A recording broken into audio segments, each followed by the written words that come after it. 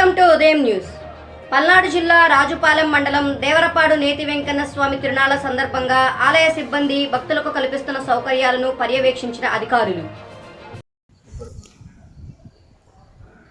అందరికీ నమస్కారం.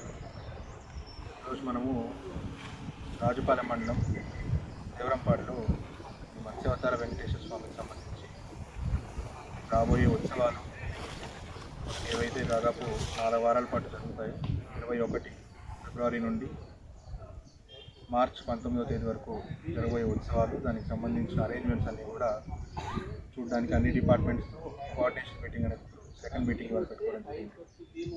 ముఖ్యంగా ఎంతోమంది భక్తులు ప్రాధాన్యంగా 4 శనివారాలు అలాగే ఉగాది పర్వదినాన వచ్చి స్వామివారిని దర్శించుకోవడం, ఇక్కడ పొంగళ్ళు పెట్టుకోవడం, తర్వాత అందరూ ఎక్కువ మంది రావడం జరుగుతుంది. కాబట్టి ఈ ప్లేస్లో ఏదైతే గత సంవత్సరం కూడా ఏ రకంగా అయితే ఏర్పాటు చేసిన ఫెసిలిటీస్ వాటికి ఎక్కడ తగ్గకుండా, ఎటువంటి ఇష్యూస్ రాకుండా భక్తులకు దర్శనము, తర్వాత వాళ్ళకి కావాల్సిన పొంగల్ పెట్టుకోవడానికి కావాల్సిన ఫెసిలిటీస్, తర్వాత టెంపరీ వాష్రూమ్స్, పార్కింగ్ ఏరియా, అలాగే క్యూ లైన్స్ అన్నీ కూడా చెక్ చేయడం జరిగింది.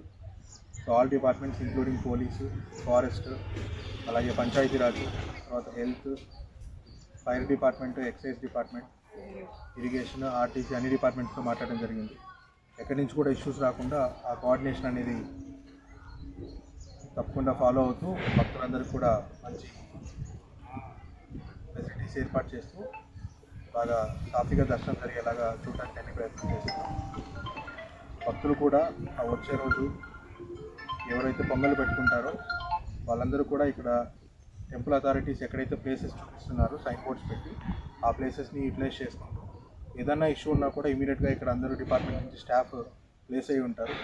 ఆ నోటీస్కి తీసుకొని వస్తే వెంటనే ఇష్యూస్ ఏమైనా ఉన్నా కూడా సార్ట్ చేయడానికి ప్రయత్నిస్తాం.